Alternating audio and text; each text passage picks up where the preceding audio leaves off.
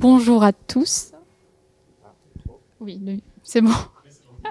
Je m'attendais à avoir un écho. Donc, bonjour à tous et donc, bienvenue à cet atelier qui va être consacré à l'après-crise suite à une cyberattaque.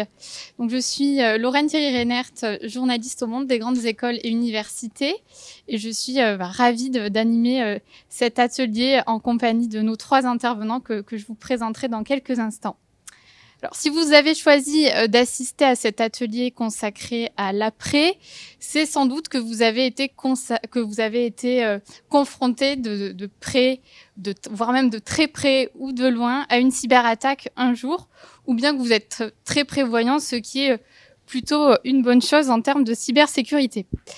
Donc, avant de vous présenter les 3 intervenants qui vont vous faire leur retour d'expérience aujourd'hui, je voulais juste vous donner quelques chiffres aujourd'hui pour vous faire un état des lieux finalement de la cybercriminalité aujourd'hui en France. Donc, ce sont des chiffres que j'ai trouvés auprès de l'ANSSI et qui ont noté finalement un regain des cyberattaques fin 2022. Et ça ne vous surprendra peut-être pas, mais les cibles principales sont les TPE, les PME et les ETI, puisque 40% des rançongiciels traités ou rapportés par l'ANSSI ont été reçus par des TPE, des PME et des ETI. C'est aussi pour ça que cet atelier a été fait, c'est qu'il est plus que jamais nécessaire de partager un peu nos expériences et nos bonnes pratiques pour éviter une cyberattaque. Alors, durant toute la durée de l'atelier, je vous invite à participer, à lever votre main, à vous présenter, à vous poser des questions et à poser des questions à nos intervenants ou aussi à témoigner parce que je pense que dans cet atelier, c'est vraiment important d'échanger sur nos différentes expériences face à la cybercriminalité. Vous répondront à vos questions et témoigneront aujourd'hui nos 3 intervenants. Donc, tout d'abord, Farid Lalou, qui est cofondateur de Bonjour Cyber, comme vous pouvez le voir, un service de cybersécurité pour start-up et PME. Ensuite, nous avons Samuel Durand, qui est donc fondateur et directeur technique de Databank, Databack, une société spécialisée dans la récupération de données. Et enfin, Thomas Degardin, président du comité cybersécurité et protection des données numériques de la FNTP. Et c'est justement par votre témoignage que l'on souhaitait commencer cet atelier, puisque Thomas, vous avez été responsable de la cybersécurité chez Bouygues Construction lorsque l'entreprise a été victime d'une attaque sans précédent, on va dire. Donc, je voulais savoir un petit peu, est-ce que vous pouvez nous expliquer comment vous vous êtes organisé lorsque vous avez été attaqué dans votre entreprise, comment cela a bouleversé vos manières de travailler et surtout comment vous avez géré l'après-crise de cette attaque? Plein de questions. Bonjour à toutes et tous. Donc effectivement, si vous vous souvenez pas, c'était dans la nuit du mercredi 29 au jeudi 30 janvier 2020. Où ma vie a un peu basculé, ma vie de RSSI, responsable cybersécurité. Il y a l'avant et l'après connaître une crise cyber d'ampleur. Donc là, effectivement, je viens vous partager, faire retour d'expérience avec beaucoup d'humilité. On apprend beaucoup. Et le but, c'est justement de partager pour, si jamais ça vous arrive, je ne vous le souhaite pas, mais au moins que vous ayez quelques bons réflexes. Alors, avant de rentrer dans l'organisation, un premier point, et je pense que si mes compères ici présents pourront rebondir, c'est qu'il n'y a pas de honte à être touché par une cyberattaque. On est nombreux à l'avoir été, on sera encore nombreux à l'être. Alors moi j'ai coché la case, donc j'espère que maintenant c'est les autres. On le dit une fois, ça suffit. Mais voilà, il ne faut pas avoir de honte et appeler à l'aide. Surtout ces premiers messages effectivement que je vais pouvoir dire, même en termes d'organisation. Je me souviens, le premier appel que j'ai passé, j'étais encore dans la voiture pour me rendre sur le site. J'appelle la directrice risque et assurance pour activer la cyberassurance déjà, parce qu'eux aussi peuvent nous apporter de l'aide avec des experts en forensique, des experts en communication, des experts en gestion de crise. Et après, j'ai appelé des experts, donc des experts identifiés par l'ANSSI pour venir nous aider à trouver ce qui s'est passé. Ça, c'est très important. Appeler aussi justement l'ANSSI pour qu'ils puissent communiquer. Appeler d'autres experts du groupe Bouygues, parce que là, on avait la chance, effectivement, dans le groupe Bouygues, d'avoir une communauté cyber qui est maintenant forte de 200 personnes avec l'arrivée des coins. Donc, on a appelé des copains, les rescousse, parce qu'on est un peu dans le noir, il faut de l'aide.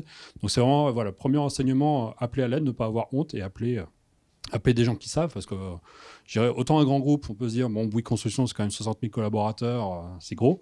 On a quelques ressources internes, mais on n'a pas toutes les ressources. Donc j'imagine, pour des plus petites entreprises qui n'ont peut-être même pas les moyens d'avoir un responsable cybersécurité, peut-être même pas un responsable informatique, donc il faut appeler à l'aide. Donc ça, c'est le premier point, effectivement. Après, en termes d'organisation, effectivement, on a un peu changé pas mal de choses. Alors, si vous êtes coutumier de la méthode agile, donc on s'est organisé en stream, parce qu'il y a plein de choses à faire, plein de choses à reconstruire, à refaire, à sécuriser, à remettre en œuvre pour redémarrer. Donc, un stream leader avec des experts pour pouvoir travailler sur des différentes thématiques. Thématiques de remonter l'infrastructure, de récupérer des données, parce que des fois on a des sauvegardes à 99%, donc on est plutôt content, mais il reste 1% de serveurs, on a un peu de mal à les récupérer, donc il a fallu appeler à l'aide des experts pour justement récupérer tout ça. Donc ça, c'est déjà le premier point. Et après, je dirais l'organisation, oui, en interne. Alors, dans la War Room à côté, ils vont expliquer qu'effectivement, il faut avoir les numéros de téléphone des gens pour pouvoir les appeler. Petite anecdote, première cellule de crise, il faut appeler le DRH France parce qu'il faut prévenir les collaborateurs que le système d'information est par terre, ça ne sert à rien de venir sur site pour travailler, il n'y a plus rien qui fonctionne.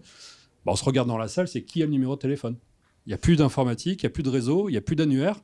En fait, on va regarder, non, il n'y a plus d'annuaire, ça ne sert à rien. Donc heureusement, un autour de la table, dans les 20 personnes, avait son numéro de téléphone enregistré dans son téléphone, donc on a pu l'appeler. Mais sinon, il aurait fallu trouver un autre moyen, courir à l'autre bout du campus, appeler quelqu'un qui le connaît. Donc voilà, c'est des choses, effectivement, comment s'organiser. Puis après, comment toucher les 25 000 collaborateurs pour leur dire, qui ont accès au système d'information, pour leur dire, n'appelez pas le support, ça ne sert à rien. On sait qu'on est victime d'une cyberattaque, donc comment les toucher?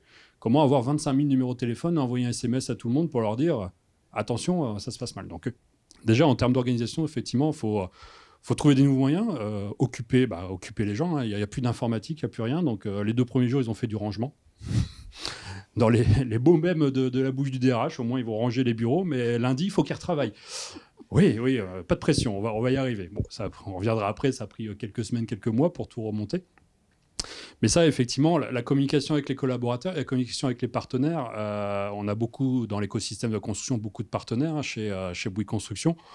Petite anecdote, on a des partenaires, on ne peut plus envoyer de mail. Notre messagerie est par terre, elle était dans les data centers de Bouygues Construction à l'époque, donc plus moyen d'envoyer des mails en bouyguesconstruction.com.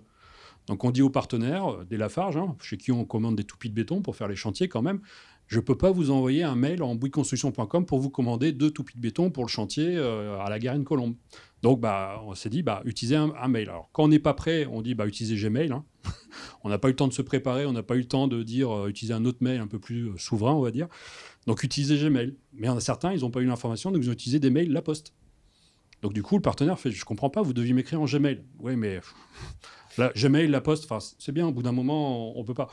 Donc du coup, c'est aussi toute cette organisation, penser avec les partenaires, comment communiquer auprès d'eux qu'on est attaqué, on est dans le noir, on a tout arrêté, mais on n'est pas forcément contagieux. Donc n'ayez pas peur, le mail que je vais vous envoyer par Gmail ne contient pas de virus, vous allez pouvoir l'ouvrir, etc. Il faut rassurer continuellement.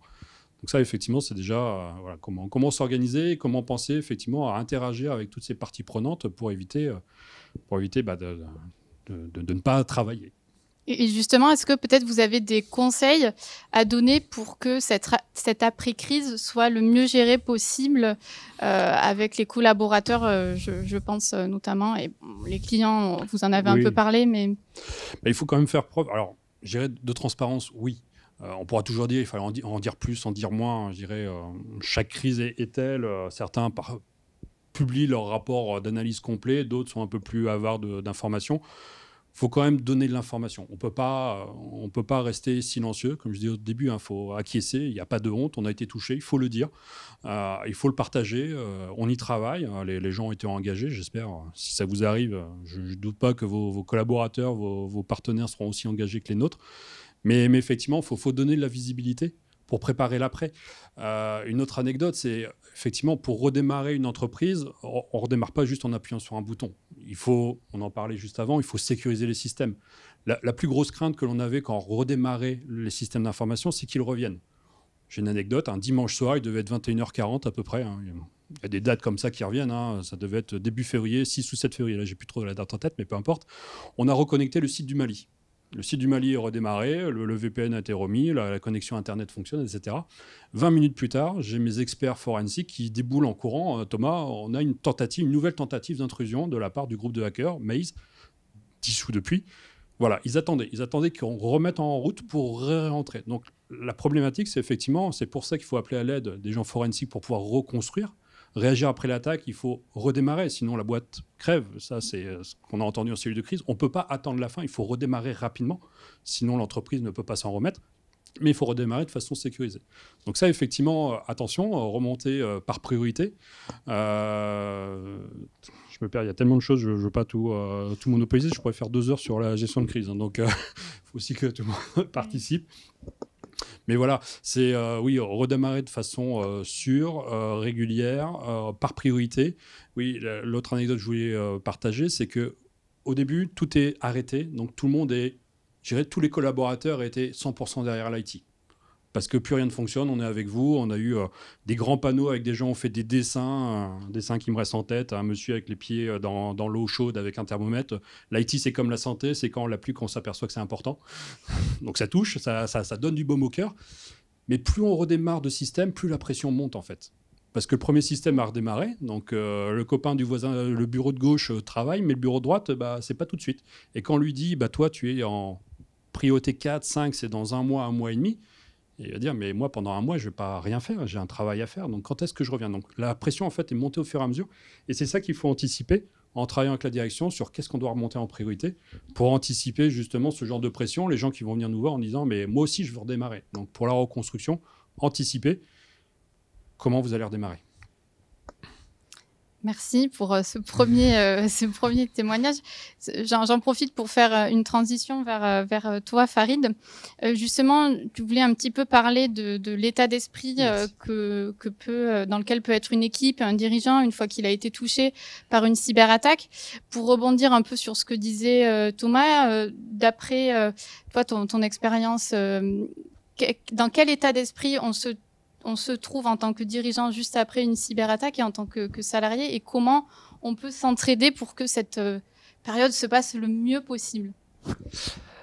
Bonjour à tous. Déjà, le témoignage de Thomas va résumer extrêmement facilement et très bien illustrer mes propos. Il a commencé en vous donnant la date et l'heure à la minute près de quand l'événement est arrivé. 1h23:07 du matin. Habituellement, on est capable de faire ça avec les naissances de ses enfants, mais rien d'autre. Donc c'est pour vous dire le degré d'importance que peut avoir dans une vie ce genre d'événement. Je ne pensais pas qu'il allait dire ça comme ça, et tout de suite je me suis dit, c'est génial parce qu'il me fait une belle passe décisive. Et tout le sujet est là, c'est-à-dire le sujet principal d'une attaque cyber, c'est souvent les problématiques techniques, technologiques et ensuite financières de continuité d'activité. Mais on parle quasiment jamais des problématiques psychologiques que ça va engendrer. Et elles sont énormes. Ensuite, plus l'entreprise est grande, plus ça va être par verticale et chacun va prendre un bout de la responsabilité. Donc l'impact psychologique va être un petit peu diffus. Mais si vous prenez à l'échelle, c'est le MEDEF aujourd'hui qui rassemble, donc il y a énormément de PME qui sont présentes. Là, vous allez directement toucher le dirigeant, le fondateur, très probablement également de l'entreprise. Je pourrais vous en donner plein des anecdotes, mais si on parle juste, par exemple, de ransomware, on parle ransomware, pourquoi? Parce que rançon, il y a le terme rançon. Donc vous êtes exactement là-dessus. C'est pas parce qu'elle est virtuelle, c'est pas parce que vous ne voyez pas physiquement l'attaquant, c'est pas parce qu'on n'est pas venu kidnapper votre enfant, votre femme ou votre grand-mère que l'émotion n'est pas la même. On est exactement sur le même plan psychologique, sur la même détresse psychologique.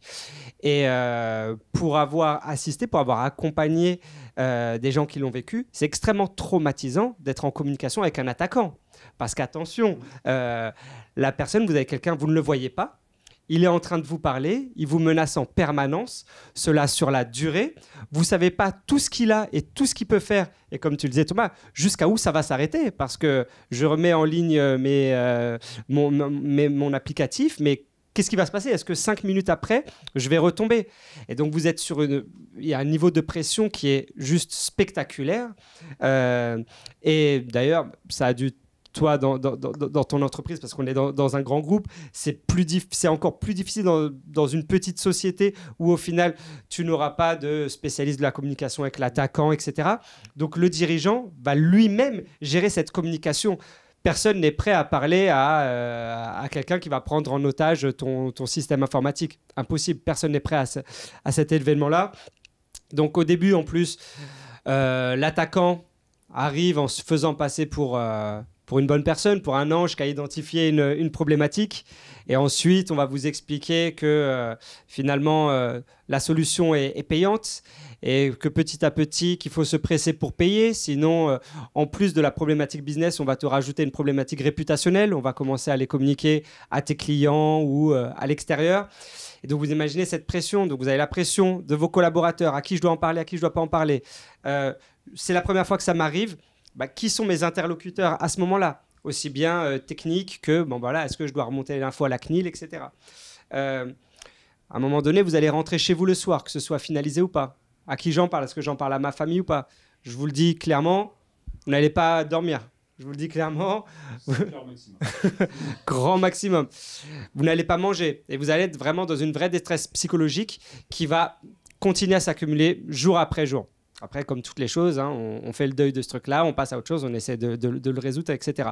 Mais je pense que il faut avoir ça en tête aussi. Il faut être prêt à cet événement-là. Il faut être prêt. Les entreprises de cyber, ça peuvent accompagner, mais on ne va pas attaquer exclusivement sur le côté psychologique. C'est pour ça qu'on en reviendra peut-être après. Mais il y a tout cet aspect réseau. Ici, on parle du MEDEF, etc. C'est des entrepreneurs qui parlent à d'autres entrepreneurs. C'est très important. Tu parlais de la parole, tu parlais de la honte. Il faut se rappeler d'un truc, tu me confirmeras, mais en cyber, on n'annule pas le risque cyber. On le diminue, on met en place plein de choses. Si en plus, malheureusement, quelque chose arrive, si on a la bonne sauvegarde, on arrive à récupérer les fichiers, etc. Donc, on met en place tout un tas de choses, mais on ne peut pas l'annuler, ce risque. Donc, au final, on essaye de s'y préparer. Mais une chose est certaine, c'est que le risque, l'impact psychologique est énorme et qu'il faut le prendre en compte. Justement, est-ce que tu pourrais un peu nous dire, d'après toi, comment, une fois que l'on est sorti d'une attaque, comment on peut se servir de son expérience pour rebondir et peut-être même se placer en tant qu'ambassadeur de la cybersécurité et aider notre entourage à ne pas vivre ce qu'on a vécu? Ouais, mais tu sais, c'est marrant parce qu'il y a vraiment un moment post-attaque, tu vois. Tu as vécu une attaque, tu n'as pas arrêté de le dire, et il y a une vie après l'attaque. Et tu sais, ça fait penser un peu ces mouvements américains, le reborn, tu vois. Et tu nais encore une fois et tu veux que cette deuxième vie, elle a un sens. Et que ce sens, il permet de profiter aux autres. Et en fait, c'est juste ça, ça crée un momentum, en fait. Hein, et que tu te dis, voilà, moi, ce que j'ai vécu, je sais que c'est une situation aujourd'hui un peu inédite, et je vais essayer de faire en sorte que ça va soit aider les prochains, au moins édulcorer leurs problématiques. Et moi, je le vois à 3 niveaux. Le premier, c'est au niveau toi-même de dirigeant. Tu sais qu'on en parlait tout à l'heure, hein, un petit peu comme dans un cambriolage. Clairement, après un cambriolage, tu vas mettre la meilleure porte. Tu ne vas pas trop regarder les budgets, tu vas aller serrure 3 étoiles, etc. Franchement, c'est plus tellement un sujet de budget. Donc, il y a un espèce de, comme je l'ai dit, de momentum qui se crée où tu te dis, voilà, j'ai compris malheureusement dans le dur qu'il fallait investir là-dessus, je le fais. Profitez de ce moment-là. Deuxième moment que ça crée, c'est celui par rapport aux collaborateurs. Parce que pour nous qui faisons par exemple de la sensibilisation au risque de phishing, clairement avec toutes les attaques qu'on fait dans les entreprises, etc., le risque on le voit diminuer entre 7 et 10 et compagnie. Mais en amont, vraiment les collaborateurs ne se sentent pas tellement concernés. Se disent, moi, au niveau de mon département, je n'ai pas d'informations sensibles. Donc, OK, je comprends ce risque parce qu'en plus, je l'ai même en tant que particulier. Je reçois des SMS de phishing, etc. Mais ne se sentent pas concernés. Une fois que ça vous attaque dans votre entreprise, c'est le moment d'en parler aux collaborateurs. Là, ils sont ouverts au changement. Donc là, c'est tout de suite mettre des choses en place, de la sensibilisation, de nouveaux outils. La prise en main sera rapide.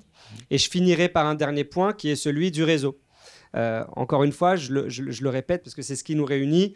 Il y a le MEDEF, il y en a d'autres. Parlez-en à vos pairs, c'est le plus important. Clairement, quand un ami entrepreneur s'est fait attaquer, va vous raconter son attaque, d'un point de vue même physique, vous avez l'impression que le risque cyber se rapproche de vous, étant donné que c'est quelqu'un que vous connaissez cette fois-ci qui s'est fait attaquer. C'est pas seulement ce que j'ai vu sur BFM ou l'alerte cyber qui va arriver dans quelques mois. Non, c'est le copain entrepreneur avec qui j'ai l'habitude de prendre une bière une fois tous les 2 mois.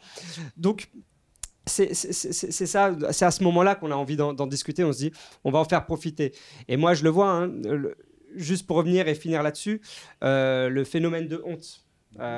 Clairement, plus on en parle, moins on a honte au final. Donc, je pense que là-dessus, il faut pas être avare et vraiment en parler. Tu parlais de l'avant et de l'après-attaque. J'en profite pour un peu poser une question pour vous trois et peut-être aussi à vous tous. En fait, qu'est-ce que vous définiriez comme l'après-cyberattaque? À partir de quand cette période d'après commence? Est-ce que c'est une fois qu'on a terminé de discuter avec les hackers? Est-ce que c'est une fois que ça y est, on a la feuille de route d'après? Est-ce que... C'est pas moi le mieux placé, mais oui, moi je dirais que c'est bien après. Mais voilà. C'est bien après, effectivement. Bon, je vais parler de notre cas, hein, parce que chaque crise est différente. Donc, je lui ai dit, jeudi 30 janvier 2020, la crise a été officiellement déclarée terminée le 30 juin 2020, 5 mois. Pourquoi 5 mois ? Parce qu'on n'a pas trop parlé de l'organisation, mais effectivement, tous les processus volent en éclats. La hiérarchie vole en éclats pendant la gestion de crise. On a une cellule de crise décisionnelle qui décide, c'est bien. Une cellule opérationnelle qui applique, mais il n'y a plus de hiérarchie, il n'y a plus de réunion de validation. Il y a un Cénac de 10-15 personnes qui se réunissent, qui ont des informations qui remontent du terrain, qui décident. Donc tout est balayé. Il n'y a plus de gestion des changements. On n'appelle plus le support pour venir installer un logiciel. Ça remonte par la cellule. C'est prioritaire, on l'installe. C'est pas prioritaire, on l'installe pas. Donc à un moment, il faut retrouver un mode de fonctionnement normal avec la gestion des incidents, la gestion des problèmes, une hotline qui répond aux utilisateurs. Oui, c'est normal que ça ne fonctionne pas, on va vous aider. Il n'y a plus l'excuse de la crise. Donc nous, ça a duré 5 mois pour reprendre un mode de fonctionnement normal. Mais, comme tu dis, ce n'était pas fini. On avait 500 applications majeures à remonter. Pour donner quelques ordres d'idées, répartis de P1 à P7 en priorité. Et on s'est dit qu'on aura fini de remonter les P4, on sortira de la crise. Mais il restait les P5, 6, 7 encore à monter. Donc il restait encore des dizaines, des centaines d'applications à remonter qui étaient moins sensibles, moins vitales pour l'entreprise. Mais c'est pour ça aussi, ça me revient. Et c'est aussi un peu ma thérapie, hein, c'est en parler, en partager aussi. Hein. On pourra revenir sur l'aspect humain après, ça fait remonter plein de choses. Mais quand on a communiqué auprès de tous les collaborateurs, la crise est terminée, on reprend les processus normaux, on a plein de gens, surtout l'international, qui ont dit « mais vous nous oubliez, nous, c'est pas fini la crise. Nos applications sont toujours HS, on a encore besoin de vous. » Non, il fallait rassurer, on s'est raté sur cette communication de sortie de crise. C'est pas parce qu'on déclare la fin de crise qu'on arrête tout, c'est juste qu'on reprend un mode normal et qu'on essaie de revivre normalement pour sortir effectivement et jouer après sur le momentum d'investissement, effectivement. Alors, j'ai pas eu un chèque en blanc, mais pas très loin.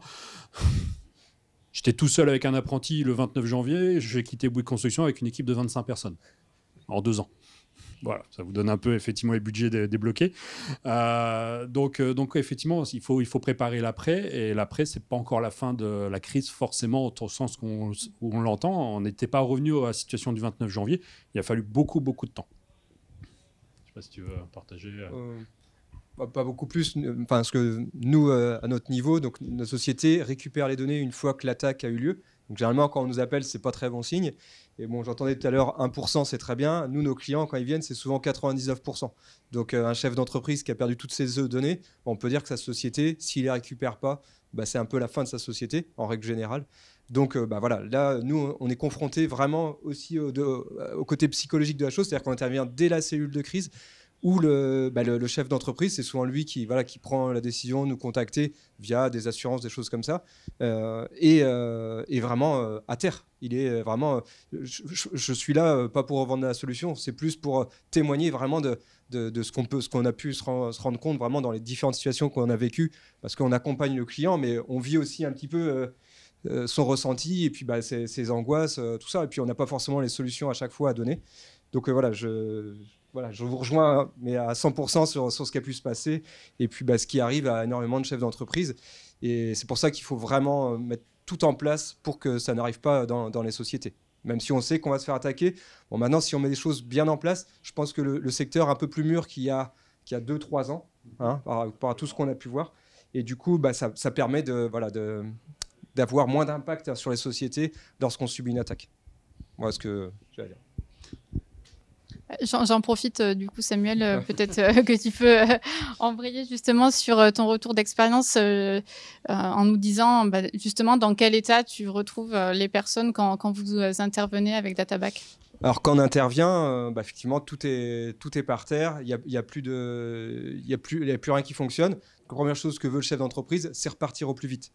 Il se rend pas bien compte qu'il va falloir des semaines, des mois pour pouvoir repartir. Donc, c'est notre premier message, c'est qu'on leur dit, voilà, ça ne va pas se faire tout seul. Ça va être ce qu'on expliquait tout à l'heure. C'est un marathon qui se court à la vitesse du sprint au début. Donc, voilà. Et il faut vraiment que les équipes soient prêtes, bien construites, même si elles sont très légères, vraiment les mettre dans les bonnes conditions pour pouvoir repartir vraiment d'une façon sécure et puis que ça se reproduise pas. On a eu le cas où il y a une société qui a perdu ses données. Au bout d'un mois, tout était reparti. Ils estimaient qu'ils étaient en sortie de crise. Ils se sont fait rattaquer d'une façon encore plus violente et ils ne s'en sont pas sortis. Nous, on a vraiment des témoignages de sociétés qui, suite à l'attaque, n'ont pas pu repartir. Donc, il faut vraiment prendre en considération cette chose-là. On peut se dire on paye la rançon dans tout ce qu'on a vécu dans les situations de crise. Même en payant la rançon, on n'a pas forcément la clé. On ne va peut-être pas repartir pendant de bonnes conditions. Donc, il faut vraiment être très méfiant et puis mettre tout en œuvre pour pas que ça se produise. Excuse-moi, juste une question. Tu fais que de la récupération ou tu t'occupes aussi de la sauvegarde en amont? Non, nous, Databack, on intervient dans les cellules de crise pour la récupération de données. Okay. Donc c'est vraiment quand tout est perdu, quoi. Voilà. Donc on a... J'imagine l'état psychologique des gens qui viennent qui croisent les doigts quand ils t'appellent, quoi. Voilà. Donc depuis 2019, vraiment, la montée en puissance des attaques par rançongiciel, on a traité à peu près 200 cas de rançongiciel aboutis. Ce n'est pas une alerte de sécurité, c'est tout le système d'information est chiffré, les sauvegardes et la production. Donc, on en reviendra peut-être un petit peu après, parce que nous, avec notre expérience, on voit un petit peu ce qu'il faudrait mettre en place pour pas que ça arrive de tout perdre comme données, parce que je suis vraiment jusqu'au bout de la chaîne. C'est vraiment quand on perd les données, c'est-à-dire que la société, c'est vital pour la société. Donc c'est pas une question de temps ou d'argent, c'est que la société va péricliter si on ne récupère pas les données. Donc on en reparlera après sur les mesures à prendre, mais bon, je reviens encore sur le fait qu'il faut surtout en amont, plutôt que penser aux sauvegardes, en amont pour pas que ça se produise, pour pas subir les attaques et être passif. Je pense qu'on peut embrayer d'ores et déjà sur les mesures, à moins que tu veuilles continuer sur le témoignage. Je pense qu'après, vous allez peut-être aussi rebondir, toujours pareil, cas pratique, etc. Mais ce serait peut-être bien de donner déjà quelques mesures, quelques clés pratiques. Et puis comme ça, si certains ont des questions également, n'hésitez pas. En fait, sur la sauvegarde, je pense que tout le monde est sensibilisé. Ce qu'il faut faire, en règle générale, je dirais, dans les règles de l'art, c'est la sauvegarde 3-2-1. Il faut 3 versions de ces données sur 2 supports différents et dont un qui est hors site. Ce qu'on a vu, c'est que généralement, c'est ce qui se passe dans les sociétés. Vous avez la production, donc ça tourne. Après, vous avez la sauvegarde qui est normalement vendue comme quelque chose qui ne peut pas se faire attaquer, donc qui est généralement local. Et puis une sauvegarde qui se fait sur cloud. C'est vraiment généralement les structures classiques. Bon, après, sur les groupes comme Bouygues, j'imagine, c'est certainement différent. C'est bien ce 3-2-1, mais moi, je voudrais rajouter par rapport à ce qu'on a vécu, de faire de 3-2-1+. C'est-à-dire que le hors-site, c'est pas du cloud. Il faut vraiment couper le cordon. Si vous ne coupez pas le cordon, il y a toujours possibilité d'attaque. On a vu des attaquants qui rentraient dans le système d'information, ils récupèrent toutes les informations, dont par exemple login, password pour du compte Azure, des choses comme ça. Ils changent tout, ils cryptent, ils peuvent quand même intervenir sur du cloud. Et après, ils chiffrent tout. Donc il faut savoir que quand ils interviennent lors de l'attaque, vraiment le moment de l'attaque, c'est très court, c'est très rapide, c'est très violent et c'est préparé. C'est généralement une semaine à plusieurs mois. Dans lequel les hackers sont introduits dans votre système d'information. Donc il faut, je dirais quand ça arrive, c'est déjà trop tard. Ils savent déjà où sont vos sauvegardes, comment c'est fait, à quelle période vous les faites. Tout tout est noté, et ils attaquent vraiment quand ça fait le plus mal. Donc la sauvegarde 3-2-1, plus, c'est vraiment couper le cordon. Ça peut revenir sur de la bande, de la sauvegarde du web, déconnecter du réseau, vraiment déconnecter du réseau. D'accord ? C'est vraiment, moi, ce que je vois de plus pertinent pour ce qui est partie sauvegarde. Et puis, bien entendu, tout ce qui est en amont. Donc, faire de l'audit de sécurité, de se renseigner auprès de sociétés, enfin, d'amis de RSSI à qui c'est arrivé, pour vraiment avoir le meilleur retour d'expérience et puis savoir, par le bouche à oreille, quelles sociétés sont intéressantes, travaillent bien pour pouvoir anticiper ces problématiques-là. En termes de bonnes pratiques, j'en ai un peu parlé déjà, c'est les priorités dans lesquelles vous allez remonter. Je rappelle notre attaque, 30 janvier, on avait sur les 50 000 collaborateurs que comptait Bouygues Construction à ce moment-là, à peu près 6 000 personnes qui n'avaient pas encore reçu leur salaire du mois de janvier. Donc la première priorité du PDG, c'est on ne rajoute pas une crise sociétale à une crise cyber, vous payez les gens. Vous avez 5 jours. Plus aucun serveur. On a arrêté les 3000 serveurs de Bouygues Construction le jeudi matin. Donc là, il faut remonter une infrastructure, il faut remonter le SIRH, il faut faire venir les gens du CRP Pay sur site parce qu'on n'a pas remonté le réseau. Donc c'était la première priorité, c'était vous payez les collaborateurs, parce que je veux pas qu'ils payent, entre guillemets, pour le problème de la crise cyber, et vous payez les fournisseurs pour que les chantiers ne s'arrêtent pas. Ce qui est important à savoir, c'est que dans l'attaque de Bouygues Construction, aucun chantier ne s'est arrêté. Le Covid qui est venu 1 mois et demi plus tard a arrêté pas mal de chantiers, mais la crise cyber, aucun. Parce que très peu digitalisé, résilience, etc. Mais effectivement, ce qui est important, c'est qu'il faut que vous posiez cette question finalement, vivre sans l'IT. Vis ma vie sans l'IT. Si vous arrêtez demain vos ordinateurs, vos serveurs, qu'est-ce qui est primordial pour votre entreprise pour pouvoir continuer à survivre? Parce que là, on est vraiment dans un mode survie. Hein. Le cerveau devient reptilien, on se met en mode survie, purement et simplement.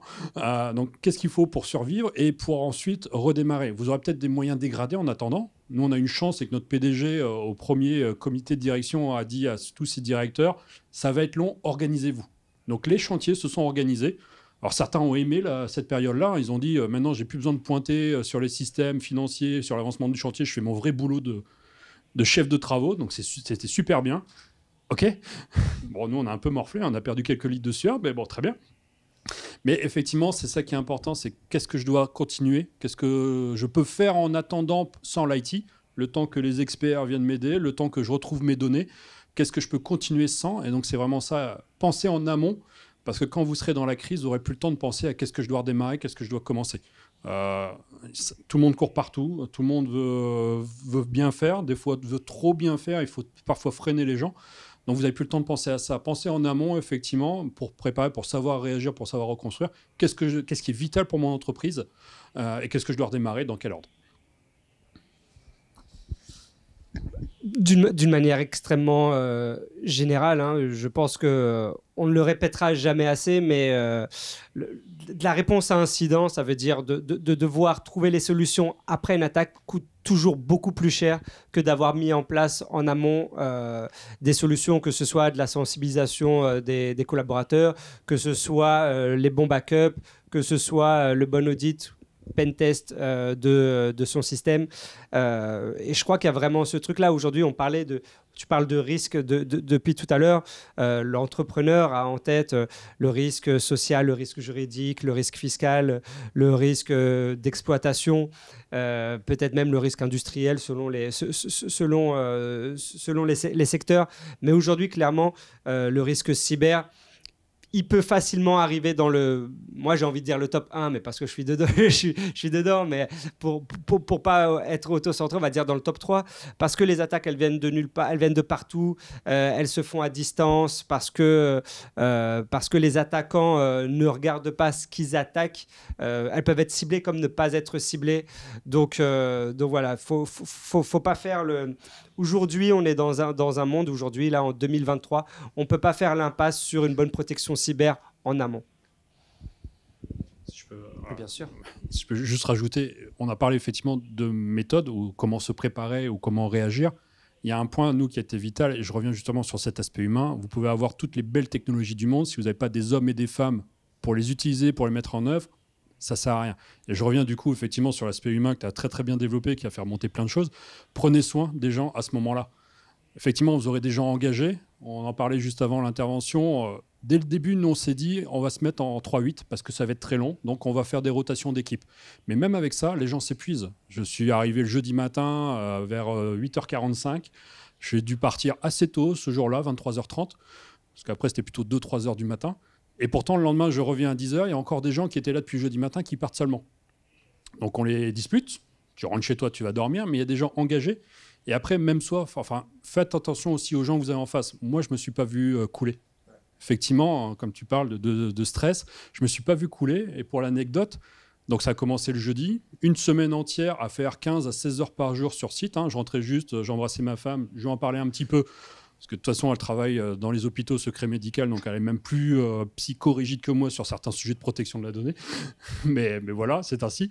Et après, j'allais me coucher, et puis je repartais en combat. Pour moi, c'était vraiment un combat. Et en fait, je ne me suis pas vu couler. Et pour l'anecdote que je vous avais partagée, c'est que donc une plus grosse semaine après, le vendredi soir, j'ai mon responsable logistique qui gérait les ressources humaines, etc., qui me fait « Thomas, demain, tu ne viens pas sur site ». Je dis « Ça va, je dors que 5 heures par nuit, mais… » pleine forme, quoi. Un taux d'adrénaline, je pense que prise de sang n'aurait pas été dans les taux normaux. Il fait non, tu ne viendras pas sur site demain. Je lui dis, écoute Christophe, tu peux pas me faire ça, c'est ma crise. Ma crise. Alors c'est pas mon SI, c'est pas ma boîte, j'ai pas prétention, je suis juste un rouage, mais c'est ma crise. Il m'a dit, bah écoute, si c'est comme ça, je te désactive ton badge, demain tu ne pourras pas rentrer. Je me suis mis à pleurer. Et pourtant, j'ai un peu 20 ans d'expérience en cybersécurité, j'ai connu d'autres crises, et pourtant, je me suis mis à pleurer devant lui en disant « Non, tu ne peux pas me faire ça ». Mais ça a été salvateur. Ça a été salvateur parce que j'ai passé une journée au soleil avec la famille, sans penser à la crise, un tout petit peu, on l'oublie jamais vraiment, mais après, ça permet de revenir. Donc, prenez soin de vos hommes et vos femmes, des partenaires qui viennent, parce qu'eux aussi, certes, vous les payez pour qu'ils interviennent, mais il faut aussi qu'ils se reposent un peu, parce qu'au bout d'un moment, de toute façon, retour d'expérience, la nuit profonde entre 2h et 6h du matin… hormis des tâches très répétitives qui n'ont pas besoin, entre guillemets, de beaucoup réfléchir, très procéduré, ça peut. Des ateliers de réflexion, on a vite compris qu'il ne fallait plus. Parce que les gens sont fatigués, les experts dorment, et donc du coup, ça ne sert à rien. Mais prenez soin de vos gens. Une machine à café à disposition, c'est très très bien. Des plats chauds, on avait la chance sur le site de Bouygues Construction d'avoir une restauration, donc… le premier week-end, on achète des plateaux repas, des pizzas qu'on commande dans les grandes enseignes. Ça fait aussi des détritus, donc il faut nettoyer tout ça. Donc il faut penser à la logistique. Et puis après, le restaurant a été ouvert. Donc comme nous, ils travaillaient du lundi au dimanche. Ils nous faisaient un repas chaud le soir à 20h. Ça fait du bien de se poser 45 minutes, manger chaud. Et à chaque fois que je partage, je me souviens d'un velouté potiron gingembre noisette qui était juste à tomber. Mais ça permet de repartir au combat, 2 heures, 3 heures. Et voilà, prenez soin des gens, prenez soin de vous si ça vous arrive. Pensez aux autres, que les autres pensent à vous, parce qu'on ne le voit pas. On se voit pas couler. Je profite de l'intervention de Thomas, peut-être pour passer la parole. Est-ce que quelqu'un voudrait témoigner ou raconter aussi une cyberattaque ou a des questions? Ou des questions, si vous n'avez pas vécu une cyberattaque. Voilà, vous avez le droit aussi de poser des questions sur tout ce qui a été dit. Il y a eu beaucoup d'informations. Merci en tout cas à tous les trois. Ils n'ont pas encore vécu une cyberattaque. Oui, c'est ça, c'est le mantra dans la cyber, c'est pas si, mais quand.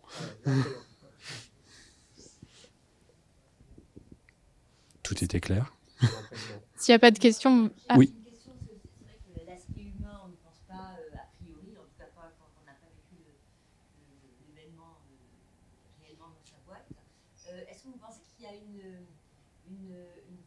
Ou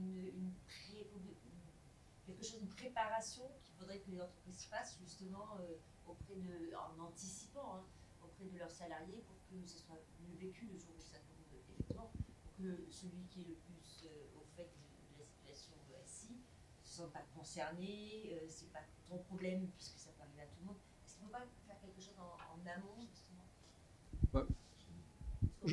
J'ai envie de dire, mieux c'est préparé et plus ce sera facile, ce sera jamais facile, mais en fait, c'est bien de faire des simulations de crise parce que en fait, c'est tellement compliqué à mettre en place que c'est rarement fait. En fait, dans les PRA, je ne sais pas si vous aviez mis en place une telle situation, c'est inenvisageable. Alors que maintenant, c'est vraiment dans l'envisageable. Donc, de le mettre en place, de le préparer, il y a des sociétés qui s'occupent de ça, de préparer l'humain, de mettre en place vraiment une cellule de crise.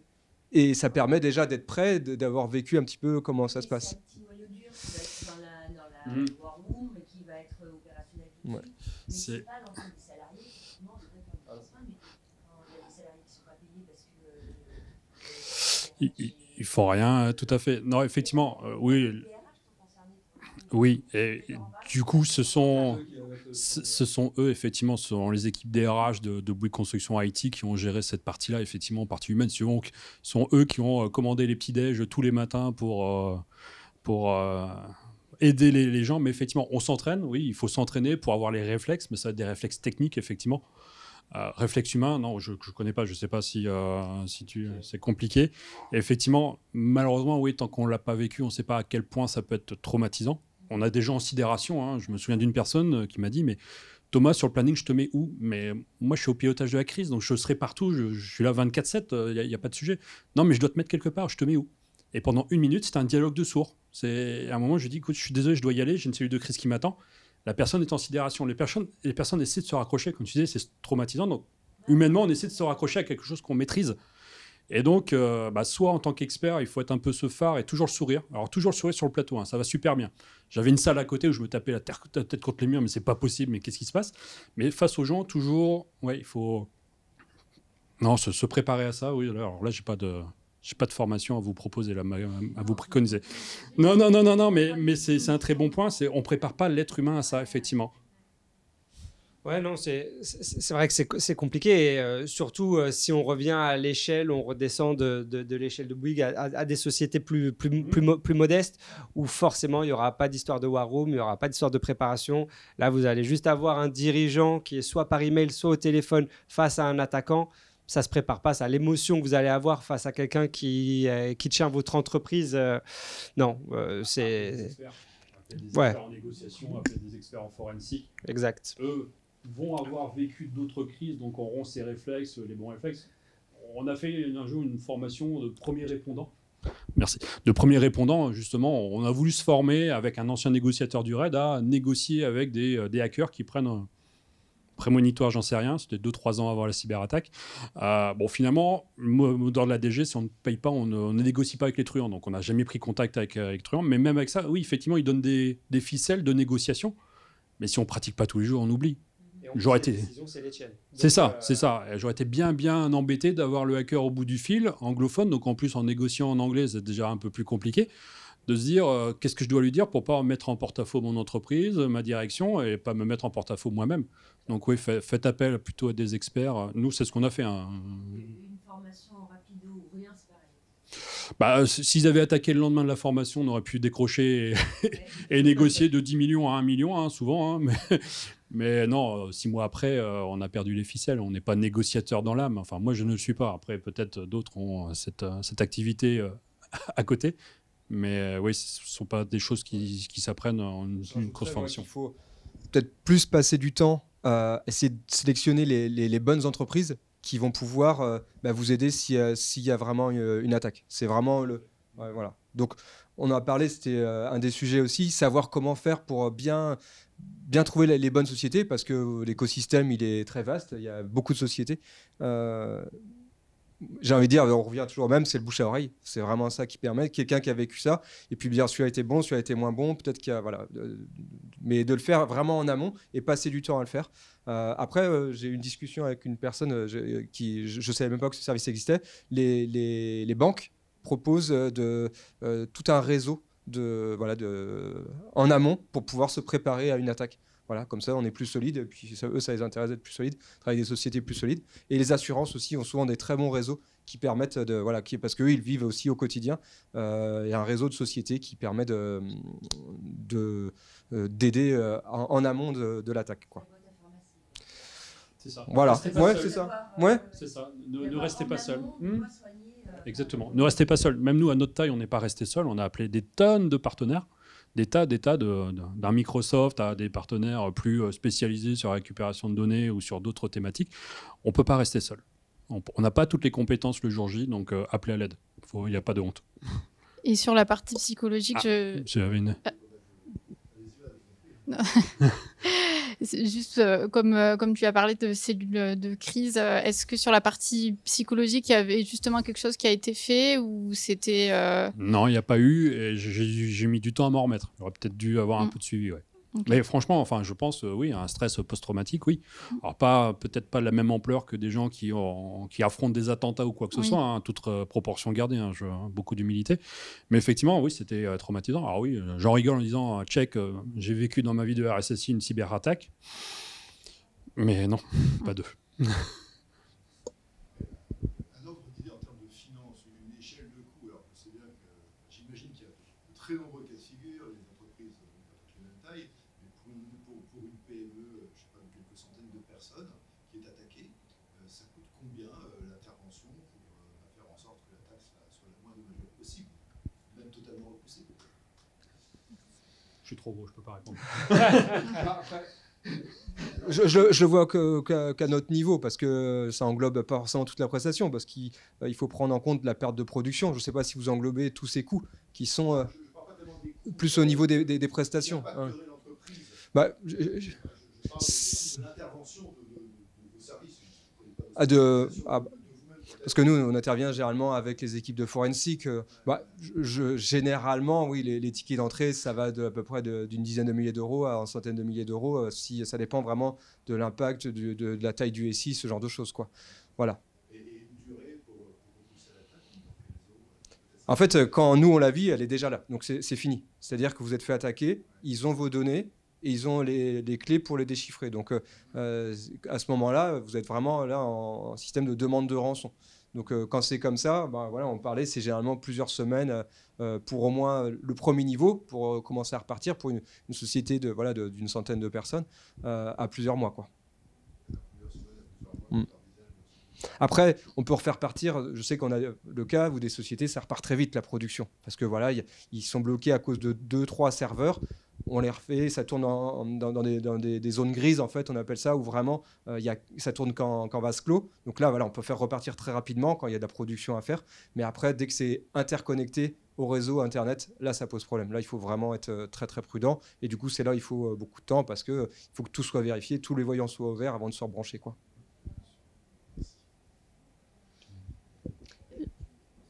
Question peut-être bête, je ne connais pas du tout ce cas. Est-ce que parfois, j'imagine qu'il y a des légimes dans la tête de certains chefs d'entreprise, est-ce qu'il ne vaut pas mieux payer finalement que débourser autant de milliers d'euros parfois C'est une bonne question. Vas-y. Oh, bah, nous, on n'a pas payé. Bon, c'est volonté de la direction générale. C'est compliqué. Comme tu disais, il n'y a jamais de certitude de récupérer la clé de déchiffrement. Jamais de certitude qu'ils n'ont pas laissé une deuxième porte d'entrée pour revenir la deuxième fois. Nous, on savait, le mantra à la reconstruction, c'est plus jamais ça.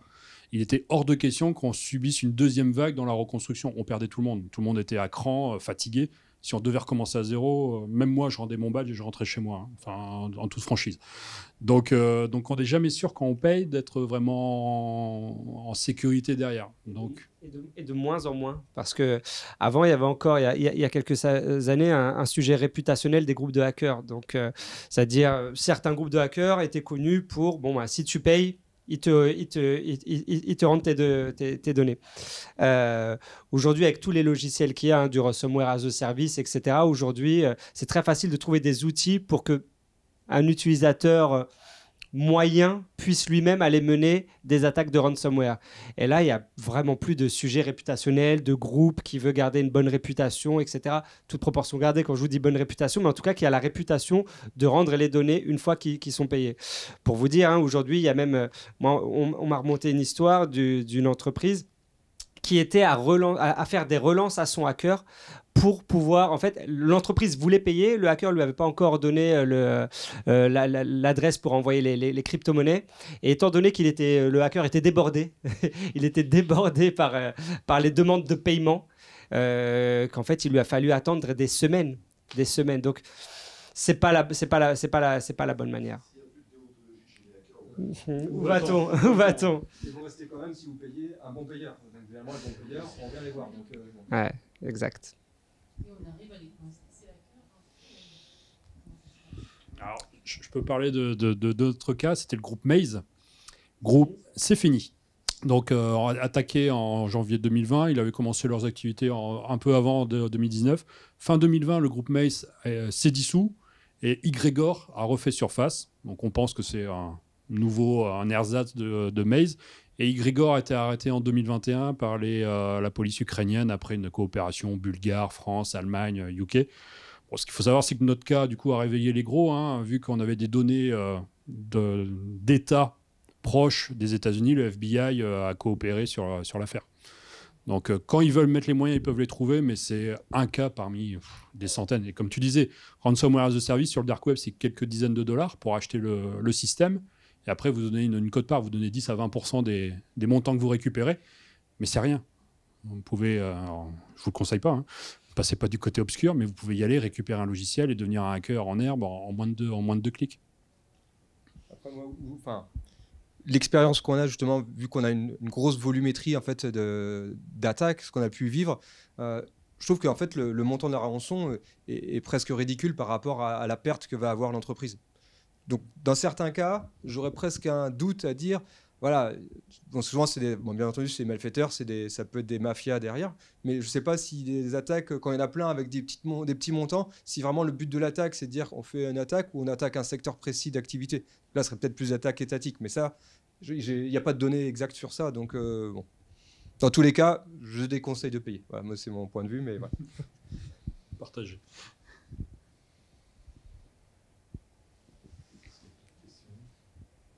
Je ne sais pas s'il y a d'autres questions. Il m'en restait une ou deux pratico-pratiques pour que vous ayez toutes les cartes en main.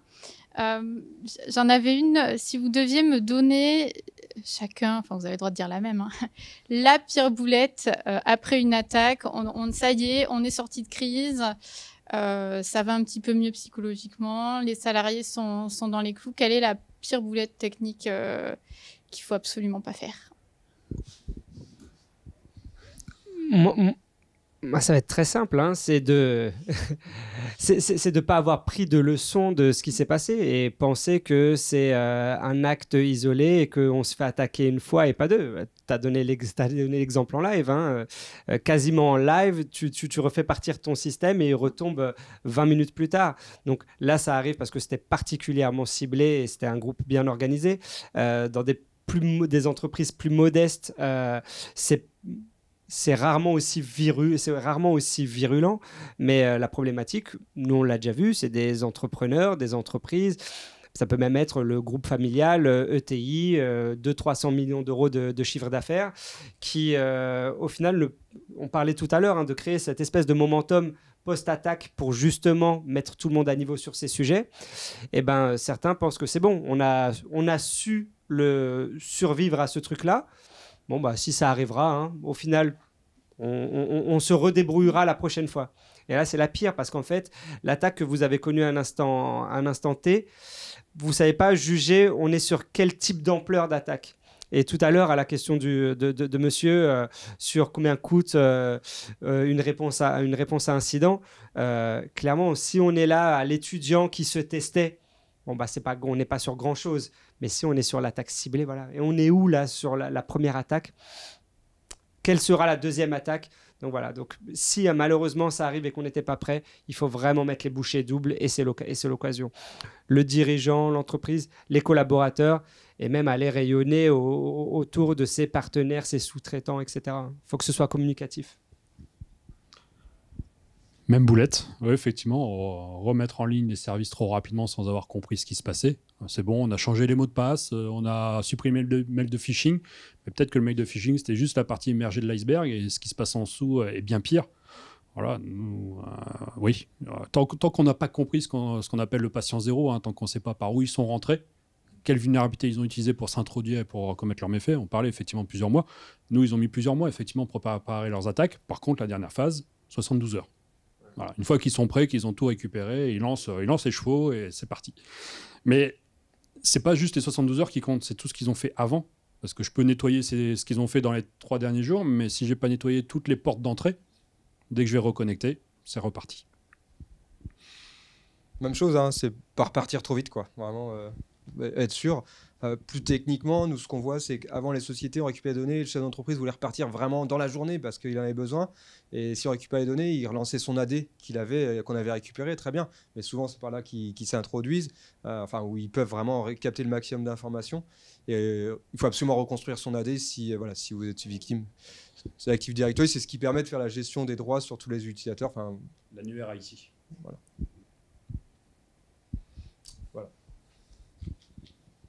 Est-ce qu'il restait des questions? Je pense qu'on a pas mal fait le tour de la question. Est-ce qu'il vous restait, vous, un dernier conseil sur l'après ou une dernière chose à dire? Moi, j'ai bien aimé ce que tu as dit tout à l'heure, et je pense que ça vaut le coup de le rappeler, c'est d'identifier ces prestataires en amont, en fait. Parce que clairement, ce n'est pas le jour de l'attaque qu'on va taper sur Google société de cybersécurité. Parce que là, je pense que ça va être un peu long. Et le sujet aussi, comment identifier, sélectionner ces entreprises partenaires, la recommandation, clairement, c'est ce qui se fait de mieux. D'une manière générale, dans les sociétés de services, c'est un peu le plus recommandé, et encore plus sur des sujets de cybersécurité. Et peut-être juste compléter sur quel type de société, est-ce qu'il y a un starter pack des sociétés à avoir sous le coude ou en tout cas peut-être nous en dire 2-3 pour... Il y a deux sujets en fait, et je vais surtout parler à ce qui va parler au plus grand nombre, c'est PME, ETI. Il y a ce qui se passe avant et après une attaque. Avant, anticiper les attaques, ça va être sensibiliser les entreprises au risque de phishing, ça va être mener des audits dans son entreprise, ce qu'on appelle des pen tests, ça va être avoir le bon système de sauvegarde. Voilà, ça c'est en amont ce qu'on peut faire. Sachez aussi une chose, c'est que peu importe les initiatives que vous mettrez en place, c'est déjà bien. Même une seule, une petite, c'est déjà bien. Parce que je ne sais plus qui le disait tout à l'heure dans l'une des conférences, mais les attaquants vont un peu regarder la porte la plus faible. Donc si à côté il y a des mecs qui n'ont même pas de porte, bon, ils vont aller là-bas. Donc à partir du moment où déjà on mène des initiatives, c'est déjà bien. Et ensuite, c'est ce qu'on appelle la réponse à incident. C'est le jour où il se passe une attaque, je me dirige vers qui. Donc voilà, identifier ce type de prestataire également. Pour aller les chercher, c'est sur le site de l'ANSSI, les PRIS, les partenaires en réponse à incident qui sont très bien. Et effectivement, c'est le très bon point. Identifier en amont. Nous n'étions pas prêts à ce point-là. Anecdote, comment j'ai contacté la première boîte de forensique. On avait fait venir un consultant d'une certaine boîte 2 mois auparavant. J'avais son numéro de téléphone dans mon téléphone, dans mon portable. Et je l'ai appelé en disant, est-ce que tu as des gars disponibles? Oui, ils arrivent à 15h. Mais sinon, j'avais aucun contact et j'aurais été bien embêté d'activer les premiers partenaires. Donc oui, identifiez-les en amont, quelques-uns où il y ait des liens vers les sites de l'ANSSI avec les gens. Mais oui, identifiez des personnes de confiance que vous connaissez, que d'autres collègues, d'autres entrepreneurs utilisent. Des grands groupes, pas besoin de chercher à chaque fois la petite ou la... Prenez le partenaire qui vous va, avec qui vous entendez bien pour en cas de coup dur, qu'il soit là pour vous aider. Juste pour rajouter, le top, c'est d'avoir aussi des sociétés ou des groupes qui ont les différents acteurs dans le groupe, c'est-à-dire qui font de la réponse à incident, qui vont faire de l'audit de sécurité, de la récupération de données. Voilà. Des fois, c'est plus souple parce qu'elles sont mieux construites. Et puis, pour rebondir aussi sur le prix, c'est très bien. Je pense que c'est une très bonne chose. Après, je pense qu'au niveau budget, pour des PME, ça va être plus compliqué, quoi.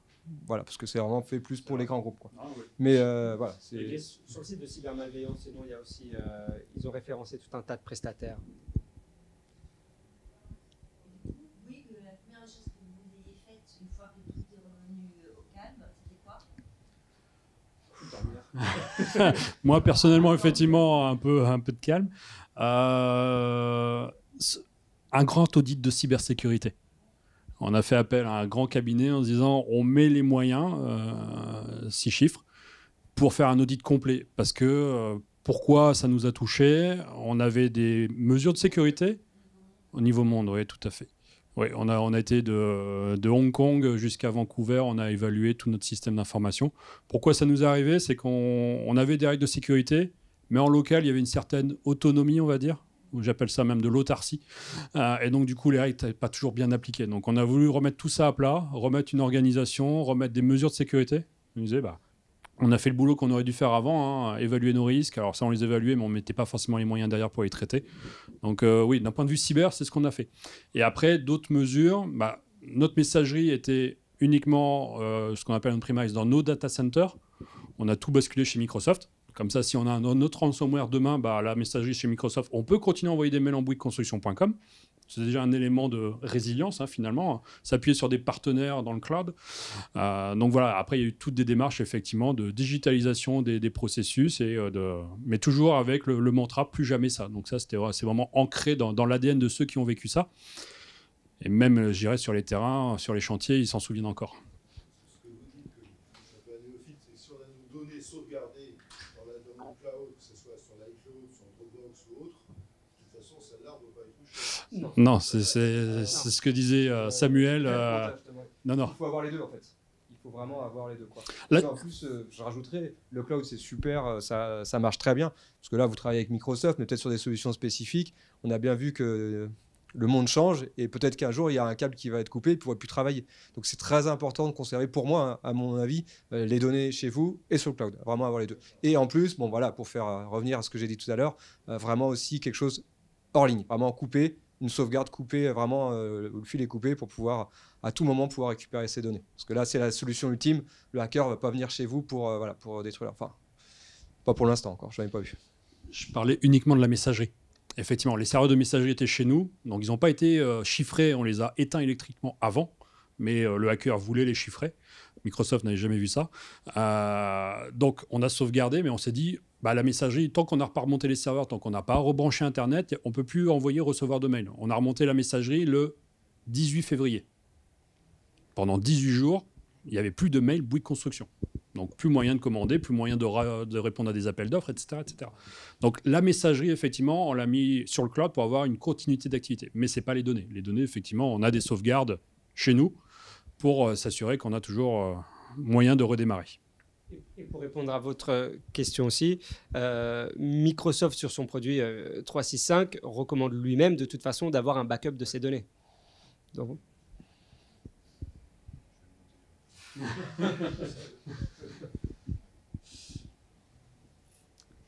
Très bien, je vous remercie en tout cas tous les trois pour vos témoignages et pour toutes les infos et bonnes pratiques que vous nous avez données aujourd'hui. Il me reste plus que 2 infos à vous communiquer. Donc, vous n'avez pas pu assister aux 2 autres ateliers, mais il y aura un replay des meilleurs moments sur le site de la REF. Donc, comme ça, vous pourrez aussi voir ce qui s'est passé dans les autres salles, même si vous avez évidemment sélectionné le meilleur. Il n'y avait que des meilleurs moments. Et puis, on peut se retrouver juste derrière pour un cocktail pour clore les échanges si vous le souhaitez. Merci.